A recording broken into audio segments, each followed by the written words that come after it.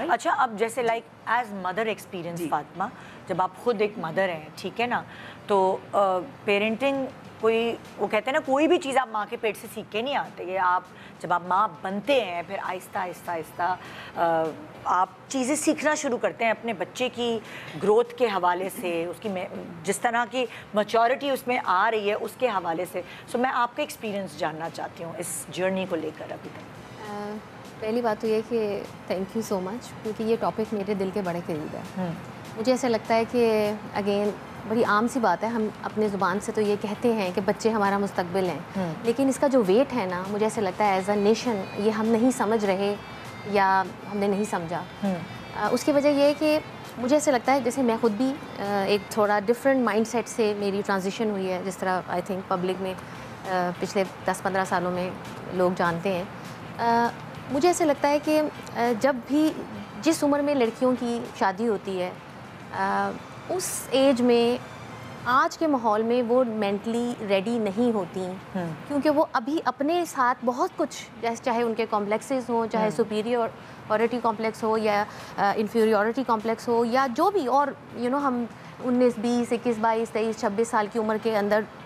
Even 30 तक भी हम बहुत अपनी ही ज़ात में बहुत चीज़ें लेके चल रहे होते हैं। और मुझे ऐसे लगता है कि उसकी एक रीज़न ये भी है कि न्यूक्लियर फैमिलीज़ हो गई हैं बहुत ज़्यादा। पहले तो खैर चचा ताया फूफो और ये लोग भी साथ होते थे, और उनका बहुत एक तो है ना जॉइंट फैमिली डायरेक्ट, यानी कि दादा दादी एंड डायरेक्ट फैमिली। अब तो वो भी नहीं है, लेकिन पहले तो मुझे लगता है कि जैसे हमारे तो मतलब जो हमारा एक्सटेंडेड वो था, उसमें चचा और फूफो भी फैमिली का हिस्सा होते थे, यानी कि बिल्कुल डायरेक्ट होते थे, यानी कि दे कैन टेल यू कि ये आपने क्यों किया, और यू आजकल तो कोई नहीं कह सकता किसी के बच्चे को। एग्जैक्टली। आजकल तो दादा दादी भी थोड़ा सोचेंगे कि नहीं भाई हम नहीं, तो मुझे माँ को बुरा ना लग जाए। एग्जैक्टली। तो मुझे जो आपने बात की, मुझे ऐसा लगता है कि पहले ना घर के माहौल में ही बच्चे इतना कुछ सीख लेते थे। और बेशक मैं ये नहीं कह रही, क्योंकि बहुत से लोग हैं, मुझे पता, मैं चीज़ को बहुत एडवोकेट करती हूँ, तो लोग कहते हैं आपको नहीं पता जॉइंट फैमिली में बड़े मसाइल हैं। मैं मानती हूँ इस चीज़ को, क्योंकि टॉक्सिक जॉइंट फैमिलीज़ भी होती हैं, लेकिन मुझे ऐसे लगता है, शायद मेरा एक्सपीरियंस है कि यानी कि हर चीज़ की पॉजिटिव और नेगेटिव साइड होती है। इसकी पॉजिटिव साइड ज़्यादा है अगर सिर्फ हम समझें, और ज़्यादातर प्रॉब्लम ख़वातीन ही है, चाहे वो सास हो, नंद हो, माँ हो, जो भी फूफो हो, व्हाटएवर फैमिली के अंदर। तो मुझे ऐसे लगता है कि अगर सिर्फ ख़वातीन ये थोड़ा सा इस पर बहुत एक, जिस तरह आज आप प्रोग्राम कर रही हैं,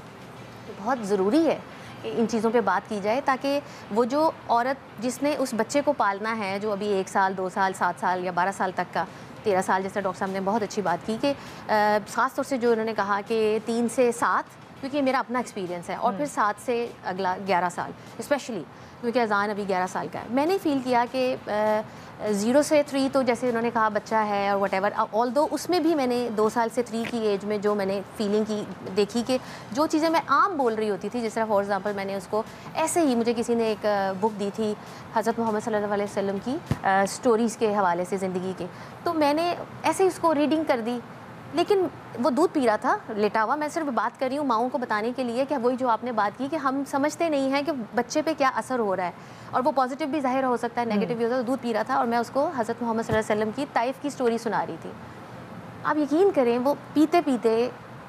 ऐसे उसने किया है, क्योंकि उसमें ज़ाहिर है वो सारा है ना स्टोरी, उन पे पत्थर लोगों ने इस तरह से किया, थोड़ा मुश्किल थोड़ा वाक़या है, यानी कि बच्चे के पॉइंट ऑफ व्यू से उस सेंस में कह रही हूँ। लेकिन उसका पॉजिटिव इफेक्ट ये हुआ कि उसको थोड़ा सा ऐसे हुआ और वो उसने दूध छोड़ दिया, और उसने कहा कि वहाँ मुझे आगे, यानी जैसे इंटरेस्ट के साथ कि मुझे आगे सुनाएं।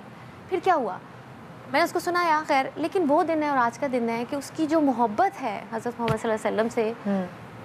वो मैंने नहीं, ये मेरा कमाल नहीं है, but what I am just saying is कि मेरे से तो अल्लाह ने करा दिया ना, एक ऐसे ही मुझे, मैं सीख के नहीं मैंने किया, प्लान करके नहीं किया। तो मैंने उस चीज़ से सीखा कि ओ माय गॉड, यानी कि इसका मतलब है हम कितनी चीज़ें इंस्टिल कर सकते हैं बच्चे के अंदर उस सारी स्टेज में। स्पेशली मैं अभी डॉक्टर साहब से पहले बैठी हुई थी तो बता रही थी कि मेरा स्पिरिचुअल जर्नी हुआ, थैंक गॉड कि वो अजान की इस उम्र से पहले हो गया, क्योंकि बहुत दफ़ा ऐसे क्या होता है कि माएँ, जिस तरह मैंने ये जो बात स्टार्ट की थी, वो मेरा मकसद भी ये था कि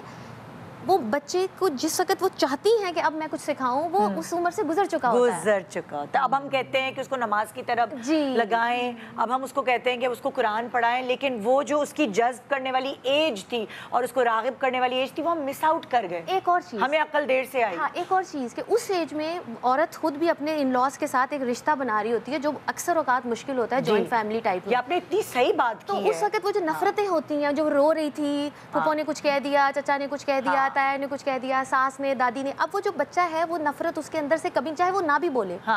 चाहे वो माँ ना भी बोले। सो आई एम जस्ट सेइंग कि ये ससुराल को भी देखने की बहुत ज़रूरत है कि ये औरत उस वक्त बहुत इंपॉर्टेंट काम कर रही है। अगर उसको सुकून नहीं मिलेगा, वो बच्चा की personality is gone for life and you don't know आपने उसमें कितने ट्रॉमास डाल दिए। और इसी वजह से बहुत सारे जॉइंट फैमिली सिस्टम्स टूटी हैं जी, इसी वजह से कि जो बच्चे हैं उन पे असर इस तरह का हो रहा था